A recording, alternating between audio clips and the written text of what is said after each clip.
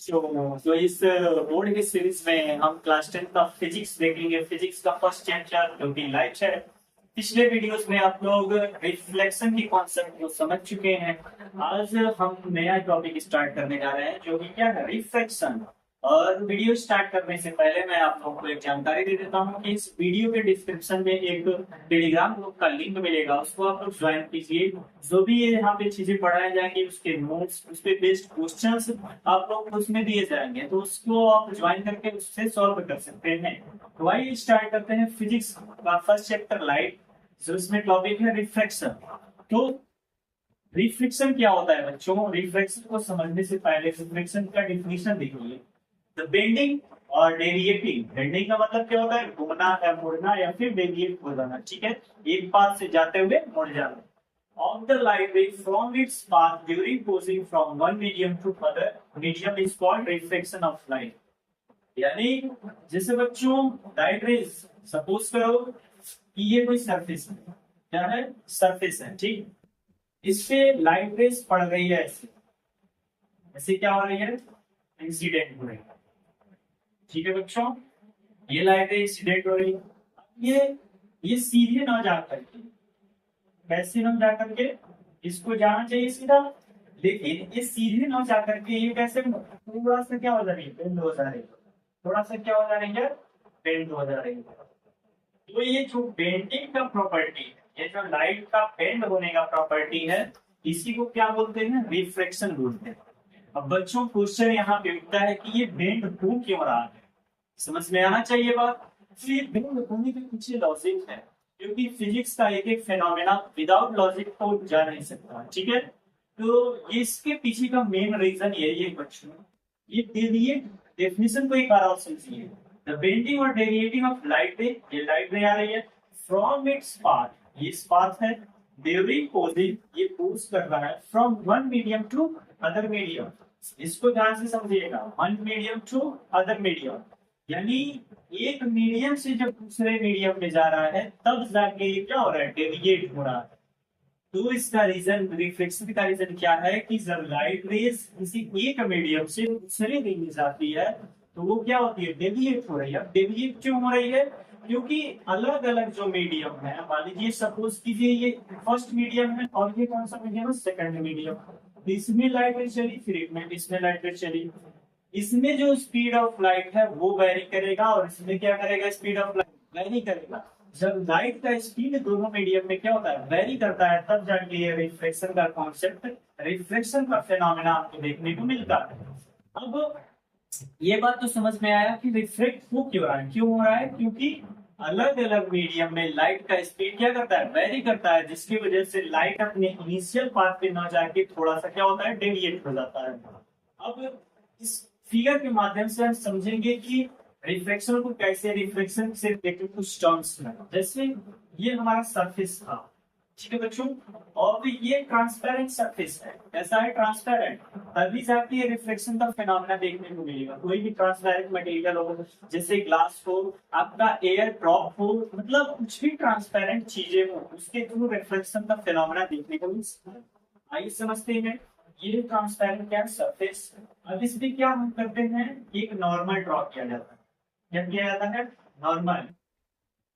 इस रिफ्लेक्शन को पढ़ने के लिए एक नॉर्मल, नॉर्मल क्या होता है? Normal is the perpendicular line. क्या है? Perpendicular line which is perpendicular to the surface. बस यही डिफिनेशन है नॉर्मल का।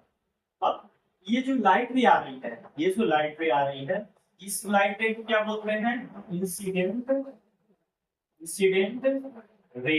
बच्चों ये क्या होता है? Incident ray. और ये जो लाइट रे डेविएट हो गई है, इसको क्या बोलते हैं? Reflected ray. रिफ्लेक्टेड रे बोलते हैं। अब ये इंसिडेंट रे और ये रिफ्लेक्टेड रे, इसके बीच में कुछ एंगल बनता है, नॉर्मल और इंसिडेंट रे। नॉर्मल और इंसिडेंट रे के बीच का जो एंगल होता है, angle of incidence. Okay, again normal and reflected ray के बीच का एंगल क्या होता है? Angle of reflection. ओके बच्चों, एंगल आई और एंगल आर। तो ये दोनों एंगल हुए एंगल ऑफ इंसिडेंस, यानी नॉर्मल और इंसिडेंस रे के बीच का एंगल, एंगल ऑफ इंसिडेंस। और एंगल ऑफ रिफ्लेक्शन नॉर्मल और रिफ्लेक्टेड रे का बीच का एंगल क्या होता है, एंगल ऑफ रिफ्लेक्शन। तो ये तो हुआ इसकी बेसिस पे कुछ टर्म्स, ये इंसिडेंट रे, ये रिफ्लेक्टेड रे, ये नॉर्मल, ये सरफेस। और मीडियम कैसा होना चाहिए रिफ्लेक्शन के लिए, ट्रांसपेरेंट मीडियम होना चाहिए। अब देखिए इसकी बेसिस पे लॉज, लॉज ऑफ, इसको क्या बोलते हैं, laws of reflection. Laws of reflection क्या होता है उसको समझने से पहले इसको नोट डाउन कर लीजिए, आगे मैं लॉज ऑफ रिफ्लेक्शन आप लोगों को बताता हूँ, स्क्रीनशॉट ले लीजिए।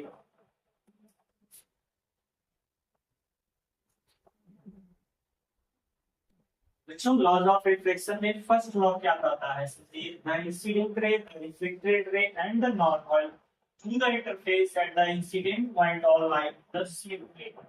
सेम प्लेन का मतलब क्या होता है कि एक ही प्लेन, सपोज कीजिए ये प्लेन है, उसी प्लेन पे सभी चीजें पॉइंट्स पे लाइक कर रही हैं। इसको एग्जांपल समझते हैं, जैसे मैंने पिछली बार वीडियो पिछले शॉर्ट में बताया था कि क्या, ये क्या था, ट्रांसपेरेंट सरफेस था, ठीक है।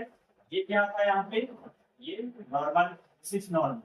सपोज कीजिए ये क्या था, इंसिडेंट रे, और इसको जाना ऐसे चाहिए था और ये बेंड होके कुछ इस प्रकार से हुआ था। ये इंसिडेंट रे और ये रिफ्लेक्टेड रे था। तो वही चीज फर्स्ट लॉ ऑफ रिफ्लेक्शन में बोल रहा है कि जो इंसिडेंट रे है, this is incident ray, the reflected ray and the reflected ray and the normal, this is the normal to the interface at the incident point। Incident हो रहा है ना, इस पॉइंट पे इंसिडेंट हो रहा है, तो ये incident point all like in the same way. तो ये incident ray, reflected ray, normal, और यहाँ पे जो इंसिडेंट हो रहा है इस पॉइंट पे लाइक कर रहा है, सेम प्लेन पे सेम पॉइंट पे लाइक कर रहा है ना। तो यही फर्स्ट लॉ ऑफ रिफ्लेक्शन है, रिफ्लेक्शन है, ठीक। तो ये तो रहा हमारा first law of reflection. Second law of reflection को समझते हैं, तब तक इसका नोट डाउन कीजिए, स्क्रीनशॉट लीजिए, सेकेंड लॉ को देखते हैं। तो बच्चों फर्स्ट लॉ हो गया, सेकेंड लॉ ऑफ रिफ्लेक्शन देखिए, for any two media the ratio of sine of angle of incidence to the sine of angle of reflection is constant. Sine देख के डरने की बात नहीं है, साइन कुछ नहीं है, वही साइन है जो आप लोग 10th के मैथ्स में पढ़ते हैं। कौन सा sine, sine cos, tan cos, sec cosec, वही साइन है ये। तो sine of angle of incidence to the sine of angle of reflection is a constant. इसका फॉर्मल इक्वेशन कुछ इस प्रकार से लिखेंगे, ये क्या है, साइन आई अपॉन में sine R is equal to, इसको बोलते हैं रिफ्रैक्टिव इंडेक्स। क्या बोलते हैं, रिफ्रैक्टिव इंडेक्स। इस नाम को सुन के आप लोगों को डरने की जरूरत बिल्कुल नहीं है, आगे वीडियो में मैं बताऊंगा कि रिफ्रैक्टिव इंडेक्स होता क्या है। इसको कुछ इस प्रकार से पढ़ते हैं, reflective index second medium with respect to first medium, so with respect to first medium, यानी सेकेंड मीडियम का रिफ्लेक्टिव इंडेक्स किसके रिस्पेक्ट में, फर्स्ट मीडियम पे। ये इसको पढ़ते हैं। अब ये इक्वेशन लिखा कैसे गया, जैसे हमने पहले डायग्राम में यहाँ पे समझा था कि ये क्या था, इंसिडेंट रे और ये रिफ्लेक्टेड, ठीक है, ये इंसिडेंट और ये रिफ्लेक्टेड। तो इसके बीच का जो ये एंगल आई बन रहा था और इसके बीच का जो एंगल आर बन रहा था, इसी का जो साइन होता है, इसी का जो साइन रेशियो होता है, यानी साइन और एंगल आई अपॉन में ये एंगल साइन आर, ये क्या होता है, हमेशा एक कांस्टेंट मिलता है। क्या मिलता है, हमेशा एक कांस्टेंट मिलता है। और इस लॉ को, जो सेकेंड लॉ है, इसको एक और लॉ के नाम से जाना जाता है, जिसको हम क्या बोलते हैं, स्नेल्स लॉ। स्नेल्स लॉ क्यों बोला जाता है, क्योंकि इस लॉ को दिया था एक स्नेल्स नामक साइंटिस्ट ने, इसलिए इसका नाम क्या बोला जाता है, स्नेल्स लॉ, ठीक है। तो ये रहा सेकेंड लॉ, जिसमें टू मीडिया है, दो मीडिया, उसका ratio of sine of angle of incidence to the sine of angle of reflection constant है। अब ये sin i upon sin r equal to reflective index of second medium with respect to first medium, ये जो constant है, इसको देख के डरने की जरूरत नहीं है कि रिफ्लेक्टिव इंडेक्स क्या होता है, इसके बारे में क्या समझते हैं आप लोग, इसको बिल्कुल चिंता छोड़ दीजिए, आगे वीडियो में मैं बताऊंगा कि रिफ्लेक्टिव इंडेक्स क्या होता है। तब तक के लिए आप रिफ्लेक्शन के कॉन्सेप्ट को, लॉज ऑफ रिफ्लेक्शन को तैयार कीजिए। इसके इस पे पढ़ाए जा रहे हैं जो सब्जेक्ट्स हैं, इसके नोट्स, इसके बेसिक क्वेश्चन को आप लोग सॉल्व करने के लिए कहाँ जाना पड़ेगा, इस वीडियो के डिस्क्रिप्शन में टेलीग्राम ग्रुप का लिंक है, उसको ज्वाइन कीजिए, उस पे आपको सभी चीजें अवेलेबल कराई जाएंगी। तब तक के लिए आप लोग पढ़ते रहिए, मस्त रहिए, और लास्ट में इस वीडियो को शेयर कीजिए जितना ज्यादा हो सके, और अपने बोर्ड प्रिपरेशन को बूस्ट कीजिए। मस्त रहिए, स्वस्थ रहिए, एट लास्ट में जय हिंद।